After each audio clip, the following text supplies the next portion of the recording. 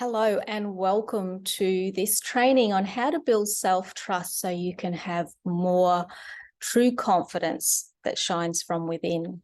And I know a lot of us want to have more confidence, but if it's not coming from a place of authenticity, it can be really exhausting to keep up that pretense of being confident. So true confidence has to come from that ability to trust in ourselves. We've probably all heard the term fake it to make it, and that can be a great strategy. Sometimes we do just have to put on that mask and fake it to make it and get on with what we need to do. But we can't do that all the time because it is exhausting. And if we don't have that self-trust, so that confidence comes from within, it can be really hard to find that calm center from which we can then communicate and interact with others and situations. And our self-trust can get a little wobbly depending on past experiences from childhood, school, peers, society that may get us second-guessing our own decisions and our own choices so that we don't rely on this internal sense of being in control and we can hand over that control to others. So let's get into the training straight away. So I will just share my screen.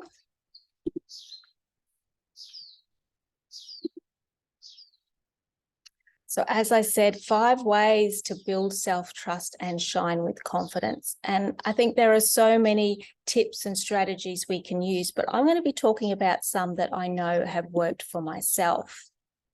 So these tips are going to help you if you're someone who has that constant chatter of the inner critic making background noise that always leaves you second guessing yourself. You know, that voice that says, really, do you really know what you're doing? You always make things, go bad. You always stuff up. You're a loser.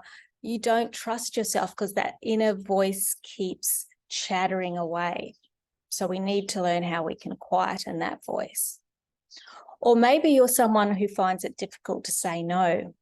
The people pleaser archetype, where you might feel forced into agreeing with things that actually you don't believe in or you don't want to do.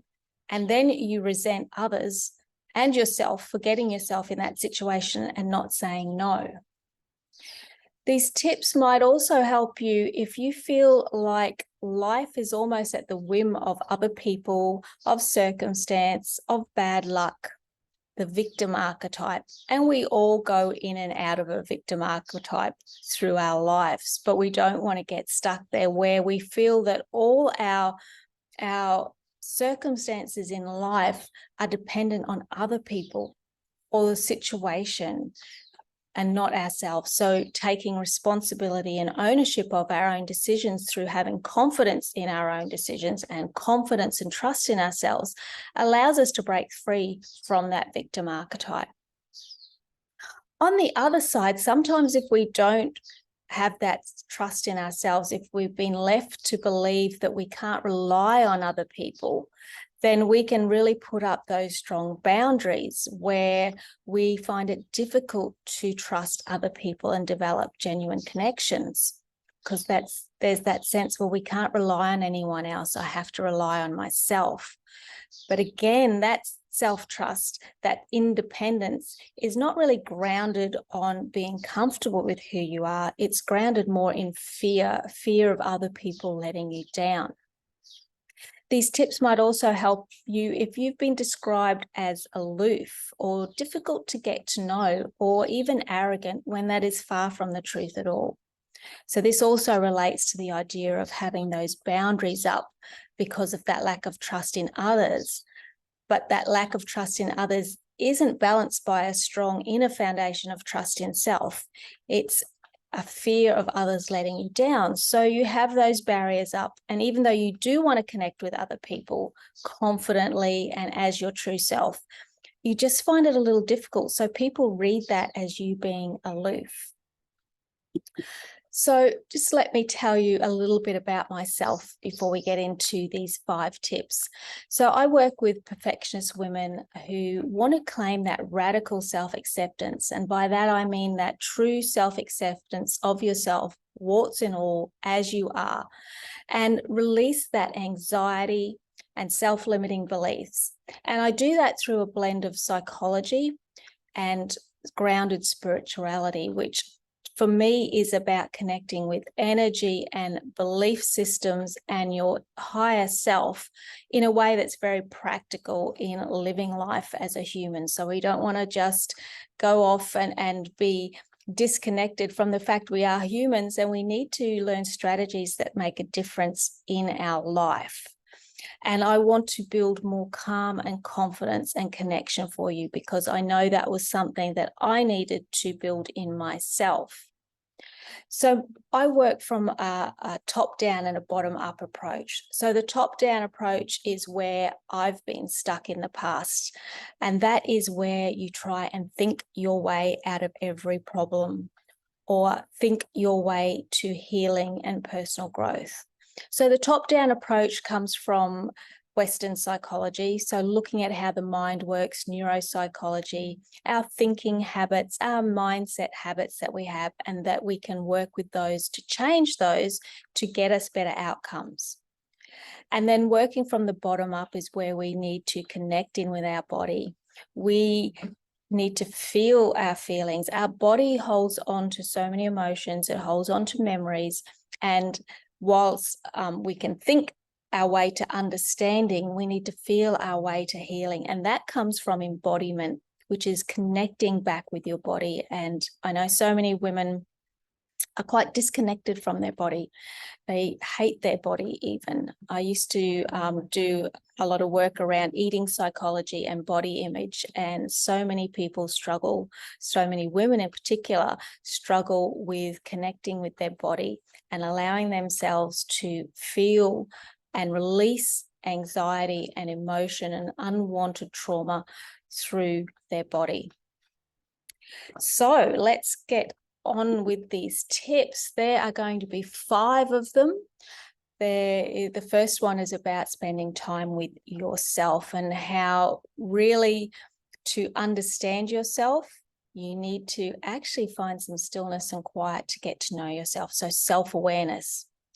We're going to look at reflective journaling, which is a really useful technique in unpacking a bit more of that self-awareness. And then we're going to start to move into the feeling bit and asking, what do I feel? As opposed to what is the most common way we try and deal with issues and try to boost our self-confidence is to change what we think, to understand what we think and think more confidently. But we want to feel more confidently, so we need to tap into that. Then we're going to move on to one new thing. We don't need to leap into doing things differently, but we do need to take some steps, and we do need to be willing to step out of our comfort zone. And finally, underpinning all of our work with ourselves, all healing, all personal growth has to be self-compassion. We have to work with that inner critic and get her to be quiet so that we can give ourselves the love and self-compassion as we learn and as we fail, as we make mistakes and as we succeed. So that's our roadmap. So let's move on to the first one, time with yourself. Self-awareness sounds like a really simple term, and we would think, well, of course, I'm aware of myself. I know what I'm thinking and feeling. But I would imagine, like many women, you are extremely busy. You have multiple roles, and I don't doubt how busy you are. But I really think that a lot of the time, your busyness is simply a distraction from being with yourself. Because if you slow down, if you have space to actually sit with yourself, you might realize that there are some things that are not making you happy, or that you know you want to change, but there is a lot of fear involved with change. And I know what that's like. I tend to be someone who gets really chaotic and super busy when I'm not really wanting to deal with the issue or thing that I need to take note of. So I'd like you to reflect a little bit on that. How much is your busyness really self-generated? And is it a possibility that underneath the busyness is a stillness that maybe you're not quite ready to sit with? But I really want to invite you to start making that time, because this is where true change happens, is by becoming someone who can sit with themselves and contemplate with themselves and find that inner silence, because that's when you can connect with your intuition.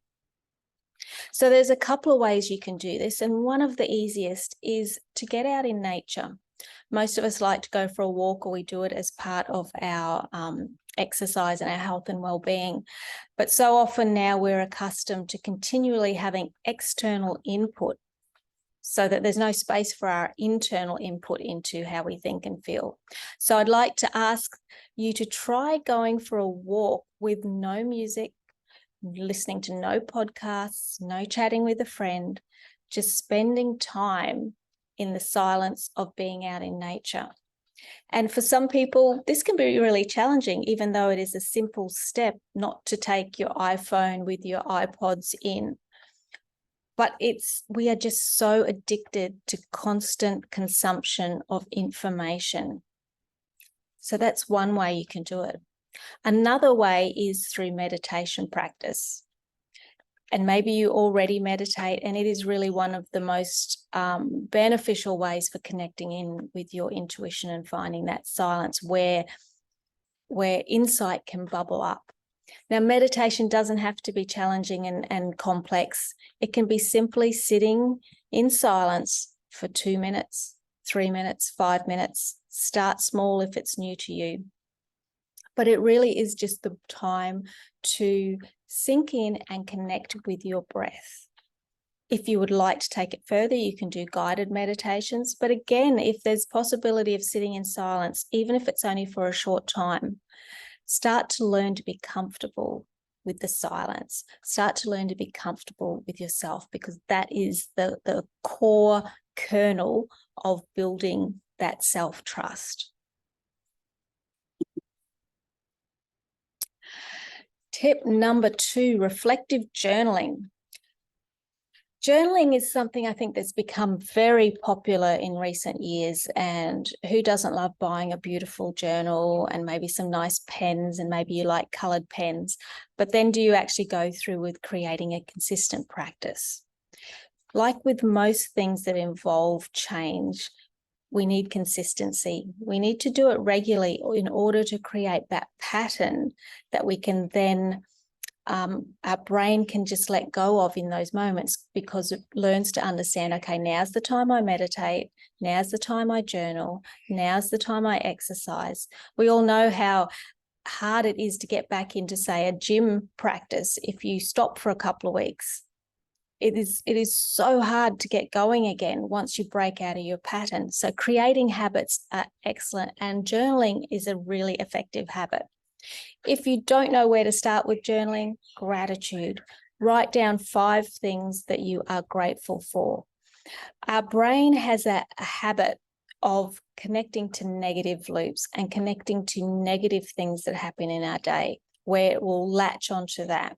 So, for example, if you have 5 positive interactions during the day where you get good feedback on a report at work, someone compliments your new hair, or other stuff that goes really well, and you have one thing that is negative, what is the thing that you will remember that evening? What is the thing that will set the tone for your mood? It will be the negative event. It's just how the brain works. It latches on and wants to create a loop of thinking around those negative thought processes. So gratitude, that helps to start triggering us from thinking about all the things that went wrong during the day and reminding ourselves of all the things that do go right. It doesn't matter how small or how big, start to list them out. You can also then start to write about those positive things that happened during the day, whether it was at work or with friends or just sometimes that lucky thing that happens, that synchronicity, making sure we write about them gets them out of being lost in our mind and onto paper, so that it creates that grounding and that connection with the idea that you do have a lot of great stuff happening. And then if you want to take the journaling another step deeper, you can look at unpacking interactions that you've had through the day. So for example, if you're a people pleaser and yet again during the day you said yes to doing something for someone that you did not want to do, you do not have time to do, but somehow you couldn't say no, it's an opportunity in your journaling to write about that and notice what triggers came up, notice how you responded, and just write about it. You don't need to come to a conclusion or necessarily have one big epiphany every time you write about an incident. But what you will find will happen is over time, you will start to notice that there's a pattern in how you end up in these situations where you're people pleasing. And that's when you can start to go, okay, I see what I'm doing. I see where I need to change. Because again, self-awareness, awareness comes before the ability to change your behavior. Asking yourself, what do you feel? Getting out of the head. I was very much like this and still am. It's my natural go-to is to try and analyze anything, analyze it so deeply that I can work out what the problem is and how I can fix it. I get stuck in my logic brain thinking I can think my way to healing. You can think your way to understanding, but you need to feel your way to healing. And this is that embodied approach. We all know the idea of, having a gut feeling. And that comes from the fact that we do feel things in our body. If we're anxious, our gut does get upset and holds tight. We can feel it. If you're stressed or worried, you can feel your shoulder getting tight and that space between your shoulder blades just starts to ache and get tight. Our body holds these feelings. So if you can start to tap into and just become more aware of what your body is saying, you then can start working with your body to feel it and to release it, because you have to feel it in order to release it. Thinking and knowing that you're stressed does not release your stress. Feeling into where the stress is in your body allows you to release your stress. So I love anything that connects movement with breath, yoga, tai chi, dance even, whatever works for you. And another little tip to the side here, strengthening the core. The core, the upper part of our abdomen, is our solar plexus chakra. This is our confidence, our I am presence.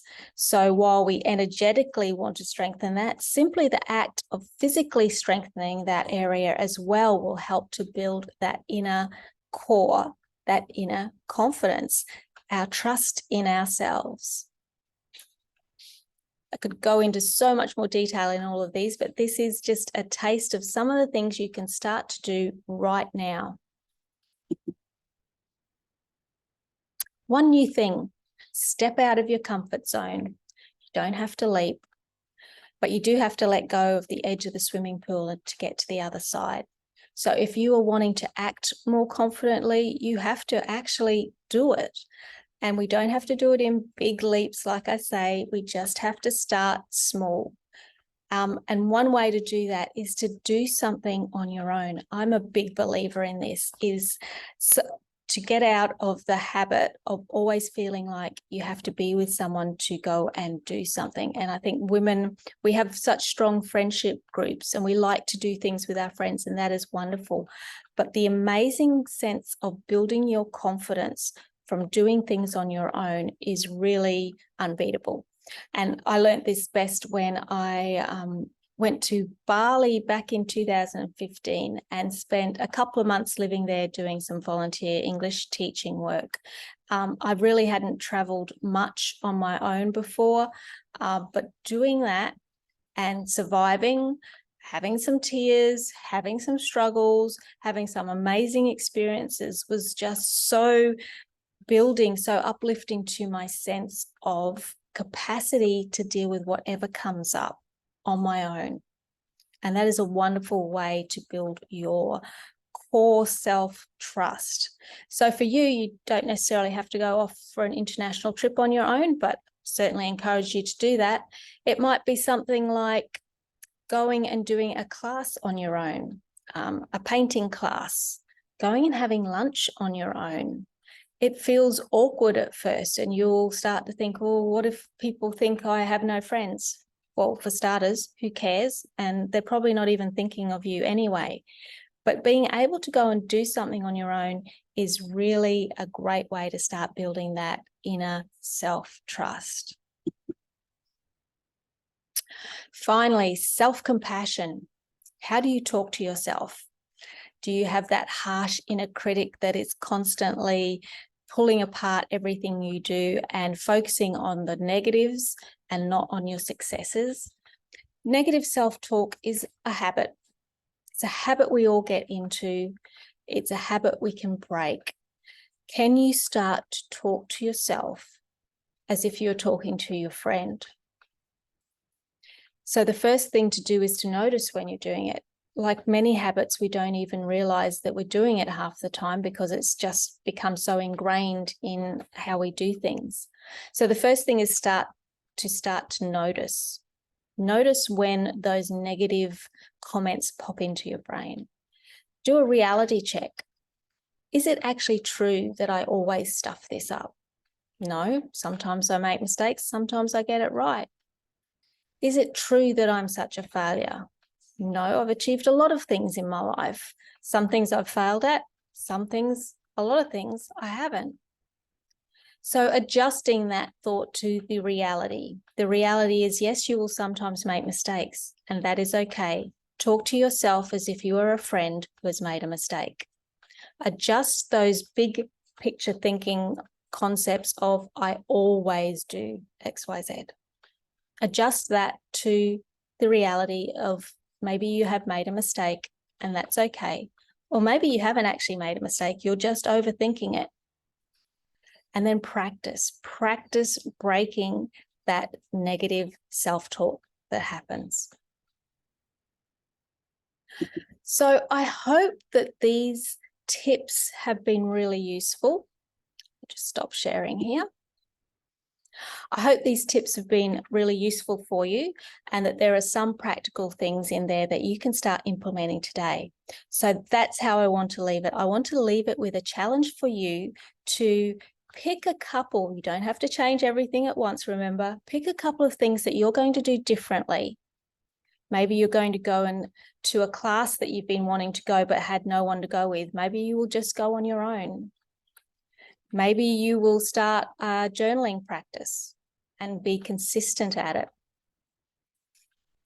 So I'd really challenge you to do something different and start to see how it builds that core sense of self-trust in yourself.